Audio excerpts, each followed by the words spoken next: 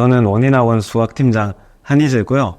오늘 시험 보느라 고생 많으셨을 텐데 여러분이 봤던 시험 문제가 어떤 성격을 가지고 있고 다른 학생들은 어떻게 느꼈을지 객관적인 입장에서 한번 분석을 해보도록 하겠습니다. 네, 첫 장부터 한번 보시면은 1번 그냥 평범한 늘 나오는 계산 문제이고요. 지수의 개념에 대한 문제이고 여기는 이제 거의 틀리지 않을 거고 3번 문제는 그냥 수열의 등비 수열의 정의에 대한 문제이고 여기서 이 조건들이 조금 평소보다 더 간단하게 주어진 것 같습니다. 공비를 바로 읽어낼 수 있도록 이렇게 주어져 있길래 방정식만 잘 풀면은 바로 구할 수 있는 것 같고, 네. 그 다음에 이제 2번 문제랑 4번 문제인데 2번 문제는 미분계수의 정의를 묻고 있는 계산 문제이고 4번 문제는 이제 함수의 연속의 정의를 구간별로 나누어져 있는 함수에 대해서 연속의 정의를 묻고 있는 문제라서 첫 바닥은 평소보다 오히려 더 쉬웠다고 볼 수도 있을 것 같아요. 첫 바닥은 원래 보통 어렵지도 않지만 더 쉽다고 볼 수 있는 상태인 것 같고요. 자, 5번 문제는 곱의 미분에 대해서 묻고 있는 것으로 역시 계산 실수만 없으면은 누구든 맞출 수 있는 3점짜리 문제이고 왼쪽 아예 나가셔가지고 네, 여기에 끝을 네, 다시 하겠습니다. 5번 문제는 곱의 형태에 대한 미분을 묻는 문제이므로 여러분이 큰 실수 없이 잘 했을 것 같고요. 7번 문제는 정적분으로 정의된 함수의 이제 미분과 그 윗끝과 아래 끝이 값이 같을 때를 대입해서 푸는 문제니까 여러분이 충분히 할 수 있었을 것 같고 6번은 상학함수의 각변한 문제로서 이것도 부호 실수만 없었다면 대부분 다 잘 맞췄을 걸로 예상이 듭니다. 그래서 평소보다 더 간단해요. 더 간단하고 계산량도 훨씬 줄어들었습니다. 물론 앞쪽 쉬운 문제이긴 하지만 더 쉬워졌다는 느낌이 확실히 들고요. 자, 그 다음에 이제 8번인데 8번도 그냥 단순히 로그의 성질에 대한 문제이거든요. 근데 이런 문제는 보통 8번까지 침범하지 않죠. 근데 이게 8번에 나왔다는 게 좀 분석을 하면서 의아한 부분이 있었고 그 다음에 이제 9번도 이 주어진 조건을 각각을 계산해서 이제 하기보다 하나의 정적분으로 바꾸어서 계산을 하면은 바로 답이 튀어나오는 이제 약간의 식변형이 필요한 문제일 뿐 난이도 자체는 무난했습니다. 자, 10번이 지금까지 봤던 문제 중에서는 가장 좀 경우를 따져야 되는 좀 복잡한 문제처럼 보이는데 사실은 AB가 자연수라고 했기 때문에 이 함수의 모양이 대략 정해져서 이것도 분석하기 그렇게 어렵지 않았을 것 같아요. 약간 이제 삼각함수에다가 이렇게 진폭이나 주기에 이렇게 변수를 둬가지고 이제 경우를 추정하게 하는 문제들이 수능 특강이랑 수능 완성 이런 곳에 되게 많았는데 그거를 연계해서 낸 문제로 추정이 됩니다. 그래서 침착하기만 했으면은 이제 여기가 4점의 시작이잖아요. 네, 여기 9번, 10번 4점 초입부는 여러분이 막힘없이 지나갔으리라 생각이 되고요. 자, 그 다음에 이제 11번, 12번인데 11번도 속도, 가속도, 그리고 위치가 주어졌을 때 속도, 가속도를 어떻게 구하는지, 그리고 운동 방향이 바뀐다는 이런 조건은 우리가 수능 특강이나 아니면은 각종 교과서, 심지어 교과서에서도 많이 나오는 조건이죠. 이런 조건에 대한 의미만 정확하게 판단하고 알맞은 시각만 찾아내면 계산을 해서 쉽게 찾을 수 있는 문제입니다. 자, 그 다음에 이제 12번이 조금 제가 별표를 치고 싶은데요.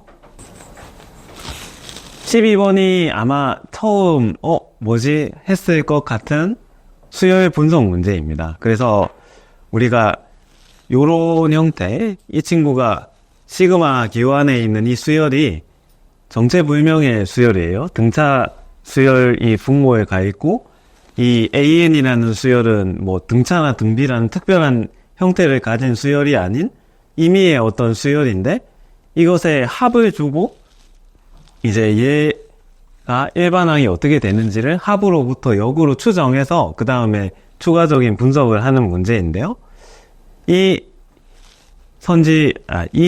조건을 보고, 이 친구를 끄집어낼 수 있다, 구체적으로 하는 것을 안 친구들은 처음에 접근을 하기가 괜찮았을 텐데, 그렇지 않은 친구들은 이것저것 해보다가 시간을 많이 날렸을 수 있는 성격의 문제인 것 같습니다. 그래서 12번이 일단 첫 고비가 왔을 수 있겠다, 이렇게 진단이 되고요. 자, 이제 13, 14, 15로 가보겠습니다. 그래서 6모랑 9모 때랑 비교를 해보면은, 일단 6모 때는 우리가 11번, 12번 이때부터 이미 엄청나게 난이도도 어렵고 계산도 복잡한 문제들이 배치가 되기 시작했던 데 반해서 지금까지는 아주 무난한 흐름이에요. 무난한 흐름이고 9모 때랑 거의 비슷한 경향을 보이고 있습니다. 자, 그 다음에 또 하나 주목해서 보실 부분은 지금까지 전혀 그림이나 이런 게 없다가 이제 여기에 처음 그림이나 그래프가 나오기 시작하죠. 그래서 우리가 평가원이나 이렇게 교육청에서 시험 문제를 낼 때 이 그림을 문제에 줄 것이냐 말 것이냐, 이것도 사실은 상당히 많이 논의가 되고 있는 부분인데, 이게 그림을 기본적으로 준다는 거는 이 문제의 상황에 대한 해석을 할 수 있는 공간을 만들어 주는 것으로서 여러분한테 기본적으로 어느 정도 난이도가 있다는 암시를 하고 있는 거예요. 근데 이제 그림이 13, 14번에 처음 등장하는 걸 보더라도 이 시험이 해볼만 하다는 걸 알 수가 있겠죠. 그래서 13번 같은 경우는 이제 다항함수의 적분에 관련된 문제인데, 이렇게 둘러싸인 부분의 차이를 물어보는 문제죠. 그때 여러분이 이 부분 각각을 이제 포함하는데 신경을 쓰기보다 중간에 있는 공통 부분이나 이런 것을 끼워 넣어서 적분 하나의 형태로 바꾸면은 문제가 쉽게 풀리더라 라는 사실을 알고 있으면 계산을 조금 최소화할 수 있을 겁니다. 얘는 기본적으로 약간 계산이 뒷받침이 돼야 되는 문제예요. 그래서 13번은 조금 시간이 소요됐을 것으로 이제 예상이 되고, 이제 14번을 한번 보시죠. 14번은 이제 전형적인 삼각함수의 활용 문제인데요. 사인 법칙과 코사인 법칙의 응용 문제인데, 보통 이제 이런 문제를 할 때는 문제에서 이 조건을 박스에다가 집어서 넣어 놓느냐 아니면 이렇게 줄글로 제시하냐도 문제 난이도에 생각보다 영향을 많이 미칩니다. 근데 이 문제에 대한 설명이 쫙 있고, 이제 조건은 이렇게 사인 값의 b, 너의 b의 b, 외접원의 반지름의 길이, 이렇게 세 개를 줬는데 이제 사인 법칙과 코사인 법칙을 얼마나 잘 응용을 해서 할 수 있느냐를 이제 물어보는 문제로서, 그리고 하나로 결정된 상황이 아니라 이제 최대값을 물어보는 문제.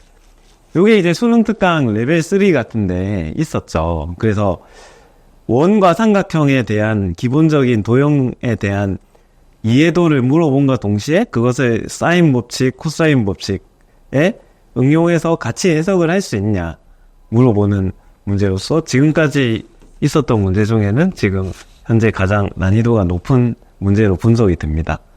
네. 그래서 여기도 좀 시간이 많이 소요됐을 것 같고요.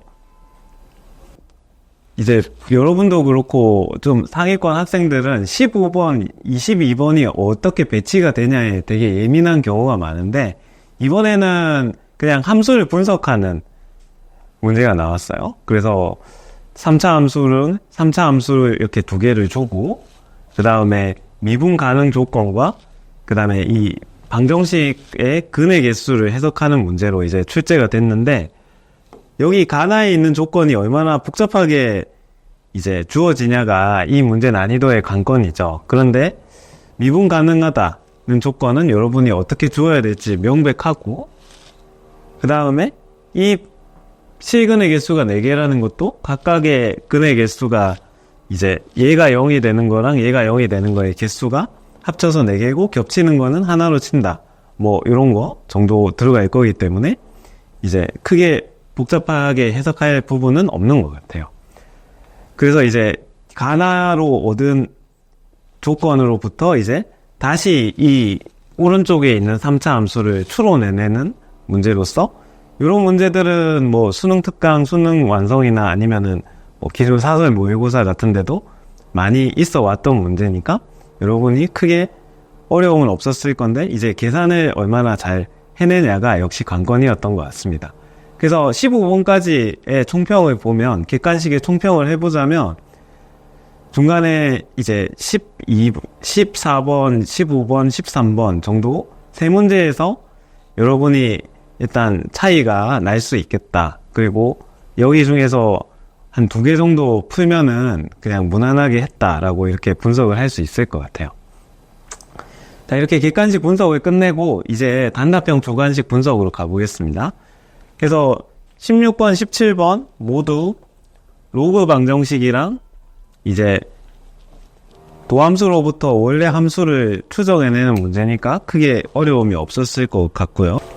자, 그 다음에 이제 18번인데 18번도 여러분이 수열 중에 규칙성을 갖는 수열이죠. 이렇게 어떤 우리가 잘 아는 등비나 등차 수열이 아니라 이렇게 수열의 귀납적 정의를 활용해서 어떤 관계를 주고 이 수열을 추정해내는 문제. 기본적으로 추론력이 필요한 문제이고 여러분이 이 조건을 어떻게 빠르게 정확하게 해석해내냐에 따라서 이 문제를 얼마나 잘 풀 수 있었냐가 결정이 될 것 같습니다. 네, 그리고 이제 19번을 가보면은 19번은 오히려 18번에 비해서 여러분이 접근하기는 쉬웠을 것 같아요. 조건이 일단 친숙하니까요. 그래서 함수의 극대 극소점을 미분을 통해서 판단한 다음에 극대값이 27분의 7이 되도록 하는 상수 A를 방정식을 풀어서 찾는 유형이고 다시 그거를 이제 3을 대입해서 함수값을 구하는 문제니까 여러분이 크게 어려움이 없었을 것 같습니다. 자, 20번에 조금 주목을 하고 싶은데요. 제가 20번을 좀 잘 보이게 옮겨 볼게요. 자, 일단 지수함수랑 그 다음에 이제 직선이 만나는 점에 관련된 문제인데 이 조건이 특히 이제 이 부분이 보통 지수함수에서는 여러분이 못 봤던 형태의 조건인 것 같아요. 지수함수를 2개를 합성한 것이 다시 3x랑 같다라는 거, 이것을 어떻게 해석을 할지가 관건인 것 같고 그 해석을 바탕으로 이제 k, 이 함수를 추정을 해서 이제 이 k를 이 함수값을 계산을 하는 게 문제여서 여러분이 여기서 조금 헤맸을 수 있을 것 같다 이런 분석이 나오고요. 자, 그 다음에 21, 22를 가보면은 네, 우선 22번부터 한번 보죠. 저희가 이제 6목, 9목 분석 영상 그리고 수능 이전에 촬영했었던 이제 테마별 문제풀이 해법 영상들을 보시면은 제가 이 수열 역추적, 정추적 문제를 이제 여러분께 강조를 했었어요. 6모, 9모에 전부 22번에 출제가 되었고 실제 수능에서도 아마 그 근처에 배치가 될 가능성이 크다라고 말씀드렸는데 어김없이 22번에 딱 나왔죠. 그래서 수열을 추적하는 문제이고 다만 9모 때보다 9모에는 이런 조건들이 없어서 그냥 단순히 뻗어나가면 되는 거였는데 이제 이렇게 어떤 제약 조건을 만족하면서 경우도 조금 더 복잡하게 제시가 돼서 아마 시간이 많이 소요됐을 것 같아요. 여러분이 효율적인 역추적, 정추적 혼합 방법을 이렇게 몸에 배어 있지 않았으면 이 문제 자체를 그냥 가지뽑기만으로 근성으로 풀기에는 조금 복잡도가 있어 보입니다. 그래서 22번이 같은 6모, 9모랑 같은 테마로 출제가 되었다. 이렇게 말씀을 드리고 싶고 그 다음에 이제 21번 같은 경우도 요 극한값이 존재하도록 하는 이 3차 함수의 개수의 조건을 찾아내서 무언가 해보세요 라고 물어봤고 이게 정수 조건을 줬어요. 그래서 요 사이도 그렇고 예전에 비해서 이제 요 사이에 많이 물어보는 게 우리가 정수 조건을 주고 어떤 하나의 관계식을 얻어낸 다음에 이게 만족하는 쌍들을 다 찾는다든지 아니면은 몇 개 분류를 해서 찾는다든지 해서 분석을 하는 것들. 예전에는 딱딱딱 값을 구하는 문제들이 주로 출제가 됐다고 하면 요사이는 이런 문제가 좀 하나의 테마로 자리 잡고 있는 것 같아요. 그래서 정확하게 뭔가 하나의 딱 상황을 만들기보다 여러 개가 결정될 수 있는 상황을 주고 그때 과연 문제에서 원하는 바는 어떨 때 그런 조건들이 어떤 상황이냐라고 물어보는 트렌드가 자리 잡고 있는 것 같습니다. 그래서 얘도 이 극한에 존재할 조건만 정확하게 해석을 한다면은 그 다음에는 이제 계산으로 이어갈 수 있을 것 같고 얘에 비해서는 얘가 좀 더 무난했을 것 같은데 그렇다고 이것도 사실 만만한 거는 아닌 것 같아요. 극한에 대한 기본적인 이해가 필요한 것 같습니다. 그래서 이제 22번까지를 총평을 해보자면 아까 13, 14, 15 구간이 조금 이렇게 막힐 수 있는 구간이고 수능 여기서도 20, 21, 22가 난이도가 살짝 있어서 여러분이 여기서 브레이크가 걸렸을 수 있을 것 같아요. 육모랑 비교를 하자면 육모는 브레이크가 걸리는 지점이 뭐 11, 12, 15, 21, 22, 19 이렇게 있었거든요. 그러니까 육모는 중간중간에 브레이크를 걸 수 있는 부분이 있었다고 하면 여기는 구간별로 딱 3문제 어렵고 여기 또 3문제 조금 어렵고 해서 문제 순서가 구분이 잘 되어 있습니다. 그래서 여러분이 이런 문제들은 딱 분류를 해서 정확하게 구간을 지나갈 수 있게끔 설계가 되어 있는 것 같아요. 그래서 학생들이 체감할 때는 이 문제들은 어려운 문제들이 나오는 구간이구나 하고 좀 넘겼을 수도 있을 것 같다. 그게 오히려 여러분한테 도움이 됐을 것 같다. 이런 배치를 하고 있고 공통과목만 봤을 때는 육모보다는 확실히 계산량이 많이 줄어서 뭔가 조건의 해석, 그 다음에 계산량 전부 난이도가 떨어졌어요. 조건 해석하는 난이도도 훨씬 덜 복잡한 조건들이고 계산량도 육모 때보다 많이 줄어서 이제 난이도는 육모 때보다는 확실히 쉬워졌고요. 구모 때에 비하면은 곳곳에 좀 새로운 형태의 어떤 발상이나 해석이 주어지지 않았던 조건들을 해석하게 시키는 것들이 두세 군데 보여서 살짝 어려워진 것 같습니다. 예. 이게 이제 공통과목에 대한 대략의 총평이 되겠고요. 알겠습니다. 자, 지금부터는 이제 선택과목 간의 비교를 좀 해볼 건데요. 일단 확통부터 보겠습니다. 확통은 23, 24, 25, 26은 거의 이제 고착화됐다라고 말씀을 드릴 수 있을 것 같고 이항정리 한 문제 나왔고요. 그 다음에 이 조건부 확률의 정의에 대해서 물어보는 문제 한 문제 나왔고요. 덧셈 정리 한 문제 나왔고 그 다음에 이제 실내 구간에 대한 문제 이게 단원별로 핵심 개념이 되는 문제들을 한 문제씩 낸 거라고 보시면 되고 얘도 이제 확률의 정의랑 표를 그려서 푸는 아주 흔한 유형의 문제가 나왔고요. 그래서 26번까지는 큰 문제가 없었을 것 같고 27번도 마찬가지입니다. 3점은 확실히 쉽게 냈어요.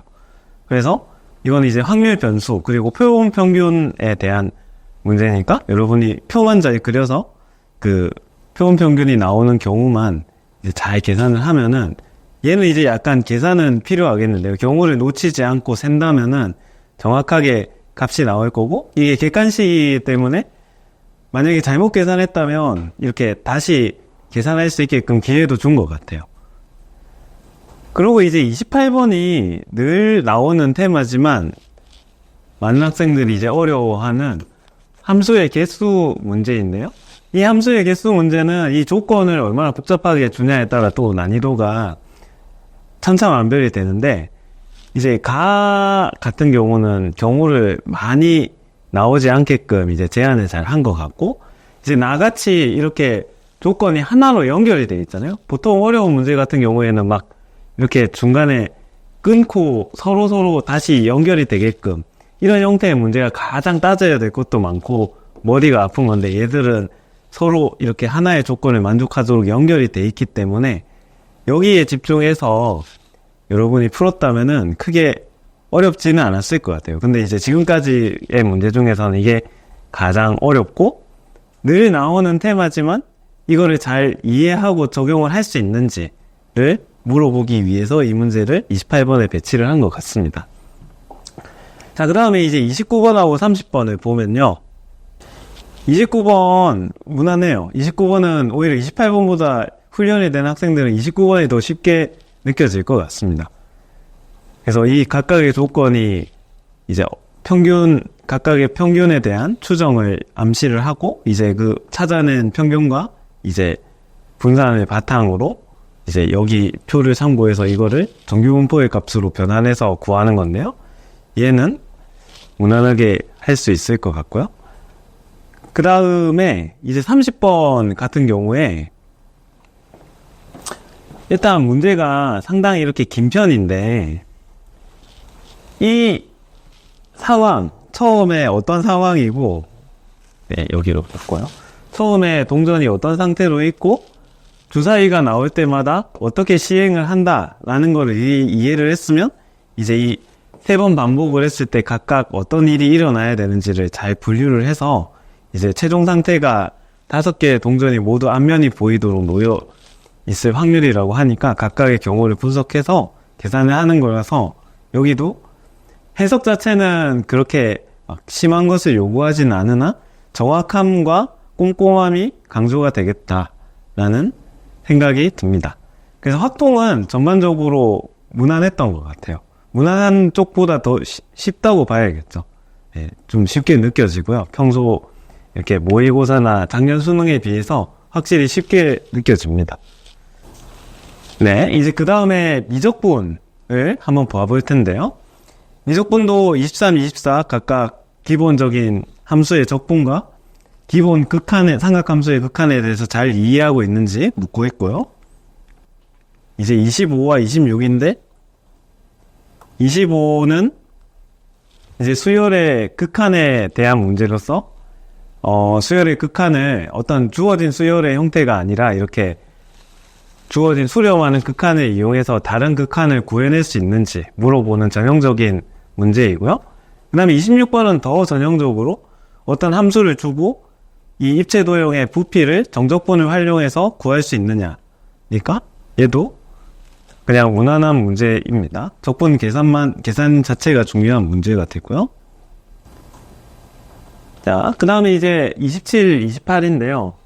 27 같은 경우에는 이제 3차 함수를 주고 이 3차 함수를 이용을 해서 새로운 함수 gx를 정의를 한 다음에 이 함수의 어떤 정보를 왕창 줍니다. 접선이 x축, 그러면 뭐 이제 미분계수가 0이고 뭐 이런 걸 주겠죠. 그리고 0,0을 지나고 이런 것을 주고 그것을 이제 f로 다시 환원시키는, 그러니까 g의 전부 조건을 주고 그 조건을 f로 해석을 시킨 다음에 3차 함수를 추정을 해보세요 라고 하는 거라서, 여러분이 이런 문제들은 많이 풀어봤다면은 다 f에 대한 조건을 얻어내서 풀 수 있었을 것 같아요. 그래서 여기도 그렇게 어려워 보이지는 않고요. 이제 28번이 늘 난이도를 가르는 데 있어서 핵심적인 역할을 했는데, 지금 이런 것도 잘 보면 약간 이 문제는 일부러 이 그림을 주지 않은 거 아닐까 하는 생각이 확실히 드는 게, 얘를 해석을 해서 이제 fx를 대략 개형을 그리거나 한 다음에 이제 이 주어진 부분의 넓이를 어떤 함수식으로 얻어낸다든지, 얻어내는 게 불가능한 경우에는 다른 변수를 사용해서 표시해서 미분 계수까지 읽어내는 음함수 미분 계열의 문제로 이어지게 만드는 그런 상황인 것 같고요. 이제 이 함수를 해석하는 데 있어서 그래프나 그림이 있으면 도움이 되었을 텐데 그 해석까지 요구하는 것 같습니다. 그래서 28번이 계산량도 좀 되고 해석하는데 조금 어려움이 있었을 것으로 예상이 됩니다. 그 다음에 이제 29, 30을 한번 보죠.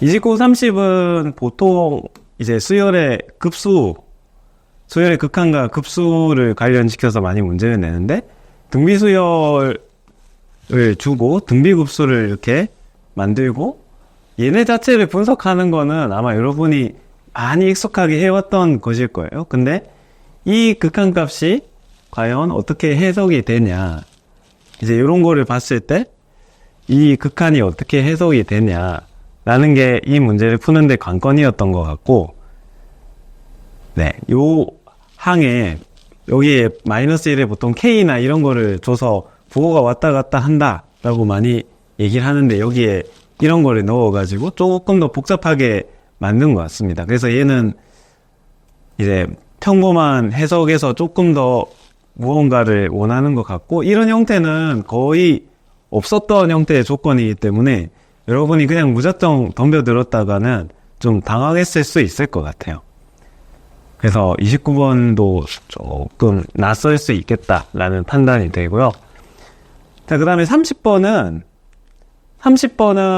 늘 육모, 구모에서 나왔던 대로 비슷하게 나왔습니다. 오히려 내가 계산에 자신이 있고 뭔가 어떤 특별한 해석보다 나는 계산에 자신이 있어 하는 친구들은 30이 더 쉬웠을 수도 있을 것 같아요. 물론 계산량 자체는 이게 훨씬 많습니다만은. 그래서 함수 자체를 이제 사인 함수 두 개를 적당히 합성한 형태로 이렇게 주고, 이 함수들의 조건을 이렇게 줘가지고 이 A, B에 대해서 해석을 하게끔 시키는 이런 문제이고, 이런 문제들은 특징이 이런 함수들을 직관적으로 해석한다는 거는 쉽지가 않기 때문에 결국에는 계산 문제가 돼요. 6모 30번이나 9모 30번 같은 거 보면 여러분 풀 때 느꼈겠지만, 이게 어떻게 직관적으로 해석을 해서 딱딱딱 답이 나온다기보다 그냥 문제의 조건 하나하나를 식들로 변환해서 해석해가지고 정확한 해석을, 계산을 요구하는 문제들이 많이 나왔거든요. 30번도 그런 기조를 유지를 하고 있는 것 같습니다. 예. 그래서 미적분을 이렇게 한번 대략 분석을 해봤는데, 확통이랑 비교를 해보자면 확실히 미적분이 계산량이 많고 확통보다는 28, 29, 30이 좀 난감하게 출제가 되었다, 이렇게 분석을 할 수 있을 것 같아요. 그래서 이번에 아침에 이제 평가원에서 브리핑을 할 때 선택 과목에 대한 유불리를 좀 줄이겠다라고 얘기를 했는데, 제가 이렇게 객관적으로 좀 평가를 해봤을 때는 미적분이 확통보다는 좀 더 복잡해 보이는 게 사실이거든요. 그러니까 여기에 이제 학생들의 그동안에, 그러니까 평가원에서 쌓아온 데이터베이스에 따라서 어떤 성취도에 대한 자체적인 평가가 들어가지 않았나, 이런 생각이 있습니다. 네, 이제 그 다음에 기하를 마지막으로 한번 분석을 해보고, 제가 이제 총체적으로 한번 등급 컷이나 이런 것들을 예상을 하면서 오늘 총평을 맞춰볼게요.